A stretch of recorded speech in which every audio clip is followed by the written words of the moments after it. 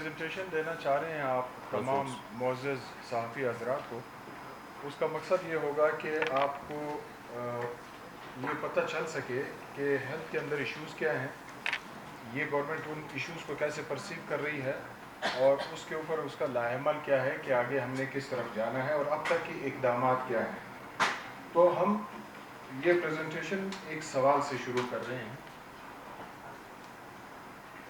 وہ سوال پہ آنے سے پہلے مجھے ایک چھوٹی سی تمہید باندھنی ہے اس سوال کے لیے، تاکہ آپ کو سمجھ آ جائے کہ یہ سوال کیا ہے اور یہ سوال ہمیں کیا کہتا ہے ہیلتھ سیکٹر کے بارے میں، اور یہاں سے اگر ہم اس سوال پہ متفق ہوتے ہیں تو جانا کہاں۔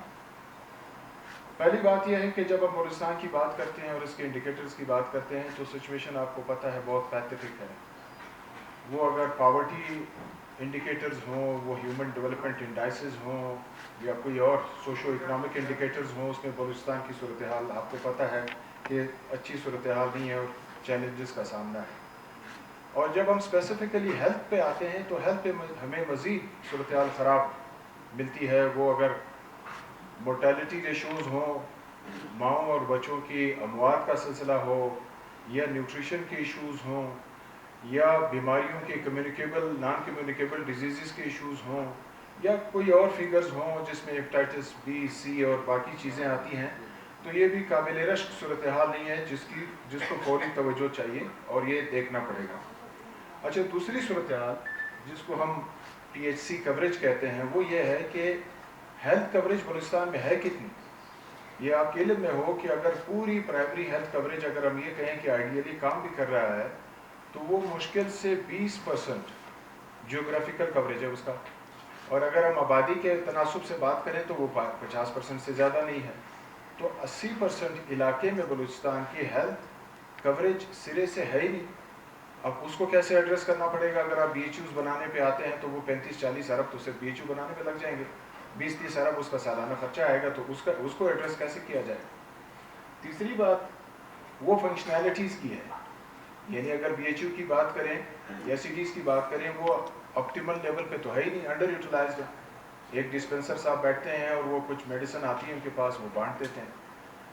اچھا، اگر ہم ٹرشری کیئر ہاسپٹل کی بھی بات کر لیں، سول ہاسپٹل ہو یا بولان میڈیکل کمپلیکس ہاسپٹل ہو، وہ بھی انڈر یوٹیلائزڈ ہے۔ یہ سینٹر آف ایکسلنس کے ریسرچ انسٹیٹیوٹ ہونے چاہیے تھے۔ اس میں مائنر سے مائنر یہ اپینڈکٹومیز ہو رہی ہیں یا ٹانسلائٹس کے آپریشنز ہو رہے ہیں یا اس طرح کی چیزیں ہو رہی ہیں جو کہ ادروائز ڈی ایچ کیو یا آر ایچ سی لیول پہ ہونی چاہیے تھی، تو یہ بھی انڈر یوٹیلائزڈ ہیں، آپٹیمل لیول پہ ہیں نہیں۔ اس کے بعد جب ہم دیکھتے ہیں ہیومن ریسورس پہ آتے ہیں، پہلے تو ہیومن ریسورس کی سخت یا اشد ضرورت ہے۔ ڈاکٹروں کی ریشو اگر ہم دیکھیں تو 1000 پہ ایک ڈاکٹر ہونا چاہیے، بلوچستان میں 3000 پہ بھی ایک ڈاکٹر نہیں ہے، تو آپ کو thousands آف ڈاکٹرز ریکوائرڈ ہیں۔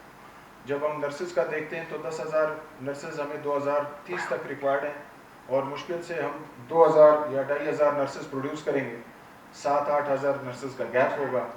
اچھا، اگر جو ہیومن ریسورس ہمارے پاس ہے بھی اس موقع پہ، وہ پتہ نہیں کس طرح اپوائنٹ ہو گئے ہیں سسٹم میں، ان کی سکل ہے ہی نہیں، کیپیسٹی ہے ہی نہیں۔ وہ الائڈ فیکلٹیز میں کام تو کرتے ہیں، اس کو کام نہیں آتا۔ اے سی جی ٹیکنیشین ہے، اے سی جی مشین کا نہیں پتہ، ریڈیولوجی ٹیکنیشین ہے، ریڈیولوجی کا نہیں پتہ۔ تو یہ بھی ہمیں ایک چیلنج درپیش ہے کہ جو آپ کا اویلیبل ایچ آر ہے وہ کام بھی نہیں آتا اس کو، اور سسٹم ان کو کام سیکھنے پہ مجبور بھی نہیں کر رہا۔ یہ ہمارا سیریس ایشو بنتا ہے۔ اس کے بعد میڈیسن آج کل آپ دیکھ رہے ہیں میڈیا میں، اس پہ کافی باتیں ہیں، تو ہم بتاتے ہیں ہم میڈیسن کا ایشو کیسے ڈیل کر رہے ہیں۔ میڈیسن کا ایک ایشو تو یہ ہے کہ بلوچستان کے حوالے سے میڈیسن ہے کم، کوٹا کی بات کی جائے یا بجٹ کی بات کی جائے، لیکن اس سے زیادہ ایشو جو ہے وہ اس کی سپلائی چین کا ہے، اس کی ڈسبرسمنٹ کا ہے، ٹریکنگ اینڈ ٹریسنگ کا ہے، کہ مریض کو مل رہا ہے نہیں مل رہا، کہاں مل رہا ہے، کتنا مل رہا ہے، کیوں نہیں مل رہا، چیلنجز کیا ہیں۔ یہ ایک اپنے آپ میں ایشوز ہے۔ اور آخری جو ہے آپ دیکھ سکتے ہیں، ہم نے لکھا ہے کہ جی پریشر گروپس۔ ہیلتھ کا ایک سب سے بڑا المیہ یہ ہے کہ جب آپ ریفارم پہ جائیں، جب آپ کوئی چیزوں میں بہتری لانے کی طرف جائیں یا سسٹم کو امپروو کرنے کی طرف جائیں، ریزسٹنس آتی ہے۔ یہاں 15-16 آرگنائزیشنز ہیں، جو ایسوسیشنز ہیں، وہ کہتے ہیں کہ جی ہم، کوئی کہتا ہے میں اس کو ریپرزینٹ کر رہا ہوں، وہ کہتا ہے وہ 4 بندے ہیں میں اس کو ریپرزینٹ کر رہا ہوں، وہ کہتا ہے فلاں انسٹیٹیوٹ میں 6 بندے ہیں میں اس کو ریپرزینٹ کر رہا ہوں۔ جتے کے جتے بنے ہوئے ہیں۔ اب آپ ریفارمز کرنے پہ آئیں تو وہ اگلے دن ہڑتالیں بھی کرتے ہیں اور ایسے ایسے ہتھ کنڈے بھی یوز کرتے ہیں کہ مجھ سے زیادہ شاید آپ کے علم میں ہے تو ان پریشرز گروپ کو بھی نمٹنا ہے. تو یہ اوورآل صورتحال ہے. اب ایسا نہیں ہے کہ پچھلے گورنمنٹوں نے کوشش نہیں کی، تھوڑی بہت کوششیں ہر گورنمنٹ میں ہوتی رہی ہیں، لیکن اس کا کوئی پائیدار حل نہیں نکل رہا. ہیلتھ کسی سمت نہیں لگ رہا، کسی طرف ہم جا نہیں رہے.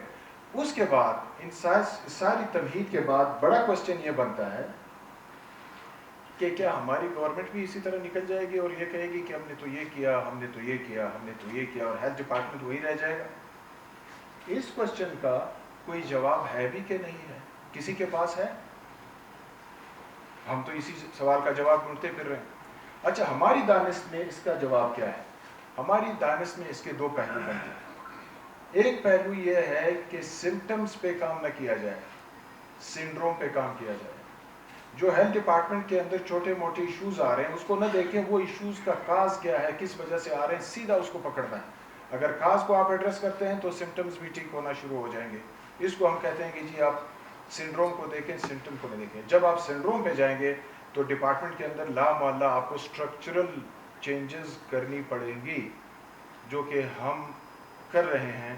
ہم بتاتے ہیں کہ ہم کس طرح کر رہے ہیں، اور اس کا ایک نیچرل ریزسٹنس آنا بالکل الٹیمیٹ تھا کہ جی یہ آئے گا. ایک بات. دوسری بات، ہم کہتے ہیں کہ جی یہ جو سنکرونائزیشن ہے پولیٹیکو ایڈمنسٹریٹو، اس سے کیا مراد ہے؟ اس سے مراد یہ ہے کہ ہیلتھ ڈپارٹمنٹ ایک مسئلے کو جس طرح ایک پرسیو کرتا ہے کہ اس کا یہ حل ہوگا، کیونکہ چیزیں بیلنس نہیں ہیں تو بیلنس اپروچ سے ٹھیک نہیں ہوگی. ان بیلنسڈ ایشو کو ایڈریس کرنے کے لیے آپ کو ان بیلنسڈ اپروچ لینا پڑے گا.